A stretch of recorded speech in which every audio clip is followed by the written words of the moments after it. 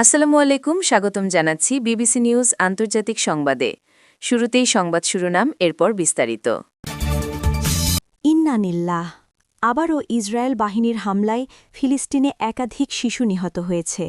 সারা বিশ্ব এখন ইসরায়েলের বিরুদ্ধে যুদ্ধ করার জন্য প্রস্তুতি হচ্ছে। নেতানিয়াহু এবার শেষ। ইসরায়েলি বাহিনীর তাণ্ডবে শিশুসহ নিহত ২৯।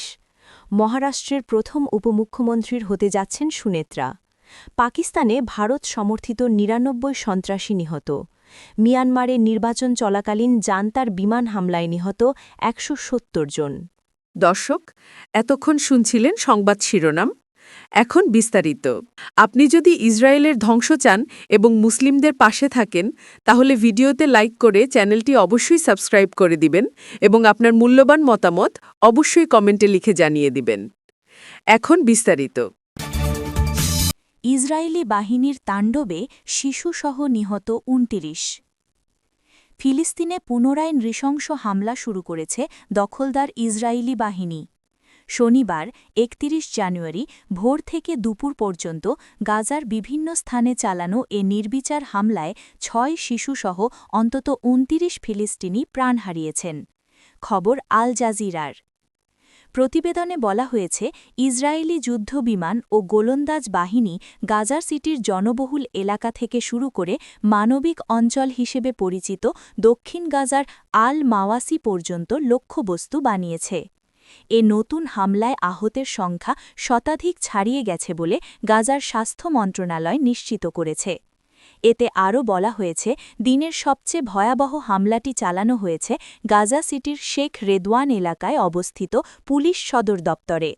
সেখানে ইসরায়েলি ক্ষেপণাস্ত্রের আঘাতে অন্তত ৭ জন নিহত হয়েছেন এবং ধ্বংসস্তূপের নিচে চাপা পড়েছেন আরও অনেকে। এর আগে ভোরের আলো ফোটার সঙ্গে সঙ্গেই দক্ষিণ গাজার আল মাওয়াসি এলাকায় বাস্তুচ্যুত ফিলিস্তিনিদের তাঁবু লক্ষ্য করে গোলাবর্ষণ করা হয়। সেখানে ১৮ জন নিহত হওয়ার খবর পাওয়া গেছে, যাদের মধ্যে ৬টি নিষ্পাপ শিশুও রয়েছে। মহারাষ্ট্রের প্রথম উপমুখ্যমন্ত্রী হতে যাচ্ছেন সুনেত্রা। ভারতের মহারাষ্ট্রের উপমুখ্যমন্ত্রী হিসাবে দায়িত্ব নিতে যাচ্ছেন সুনেত্রা পাওয়ার। ন্যাশনালিস্ট কংগ্রেস পার্টি এনসিপির প্রধান ও মহারাষ্ট্রের উপমুখ্যমন্ত্রী অজিত পাওয়ার বিমান দুর্ঘটনায় নিহত হওয়ার পর তার স্ত্রী সুনেত্রাই হতে যাচ্ছেন মহারাষ্ট্রের ইতিহাসে প্রথম নারী উপমুখ্যমন্ত্রী। শনিবার ৩০ জানুয়ারি সন্ধ্যায় শপথ গ্রহণ অনুষ্ঠান হবে বলে জানা গেছে। খবর এনডিটিভির।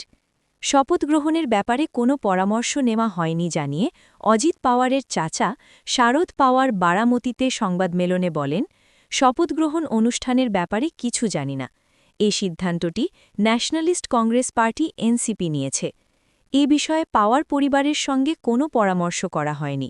আমি নিজেই সংবাদমাধ্যমের সূত্র ধরে এ শপথ গ্রহণের খবর জানতে পেরেছি। ২০২৩ সালের জুলাই মাসে অজিত পাওয়ার তার চাচার সঙ্গ ছেড়ে নিজের আলাদা রাজনৈতিক পথ বেছে নেন।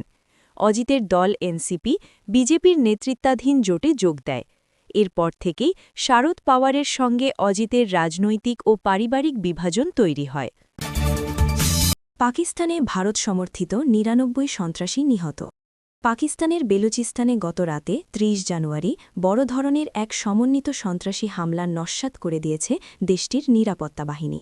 ১২টি ভিন্ন স্থানে চালানো এই হামলাগুলো অত্যন্ত সাহসিকতার সঙ্গে প্রতিহত করা হয়। নিরাপত্তা সূত্রের বরাত দিয়ে জানানো হয়েছে, গত ৪৮ ঘণ্টায় বেলুচিস্তানে সামরিক বাহিনীর অভিযানে মোট ৯৯ জন সন্ত্রাসী নিহত হয়েছে। তবে এই সংঘর্ষে দেশের সুরক্ষা নিশ্চিত করতে গিয়ে ১০ জন নিরাপত্তা কর্মীও শাহাদাত বরণ করেছেন। জঙ্গিদের এই কাপুরুষোচিত আক্রমণ কেবল বাহিনীর ওপর সীমাবদ্ধ ছিল না। খুজদার এলাকায় তারা নিরীহ সাধারণ মানুষের ওপর হামলা চালায়। সেখানে বেলুচ এক শ্রমিকের পরিবারের ৫ সদস্যকে হত্যা করা হয়েছে, যাদের মধ্যে একজন নারী ও ৩টি শিশু রয়েছে। জঙ্গিদের এই নৃশংসতা সাধারণ মানুষের মধ্যে তীব্র ক্ষোভের সৃষ্টি করেছে। নিরাপত্তা বাহিনী বর্তমানে পলায়নরত জঙ্গিদের ধরতে স্থল ও আকাশপথে চিরুনি অভিযান অব্যাহত রেখেছে। পাকিস্তানে ভারত সমর্থিত ৯৯ সন্ত্রাসী নিহত। পাকিস্তানের বেলুচিস্তানে গতরাতে ৩০ জানুয়ারি বড় ধরনের এক সমন্বিত সন্ত্রাসী হামলা নস্যাৎ করে দিয়েছে দেশটির নিরাপত্তা বাহিনী। ১২টি ভিন্ন স্থানে চালানো এই হামলাগুলো অত্যন্ত সাহসিকতার সঙ্গে প্রতিহত করা হয়। নিরাপত্তা সূত্রের বরাত দিয়ে জানানো হয়েছে, গত ৪৮ ঘণ্টায় বেলুচিস্তানের সামরিক বাহিনীর অভিযানে মোট ৯৯ জন সন্ত্রাসী নিহত হয়েছে। তবে এই সংঘর্ষে দেশের সুরক্ষা নিশ্চিত করতে গিয়ে ১০ জন নিরাপত্তা কর্মীও শাহাদাত বরণ করেছেন। জঙ্গিদের এই কাপুরুষোচিত আক্রমণ কেবল বাহিনীর ওপর সীমাবদ্ধ ছিল না, খুজদার এলাকায় তারা নিরীহ সাধারণ মানুষের ওপর হামলা চালায়।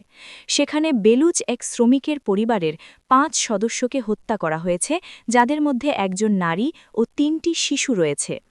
জঙ্গিদের এই নৃশংসতা সাধারণ মানুষের মধ্যে তীব্র ক্ষোভের সৃষ্টি করেছে।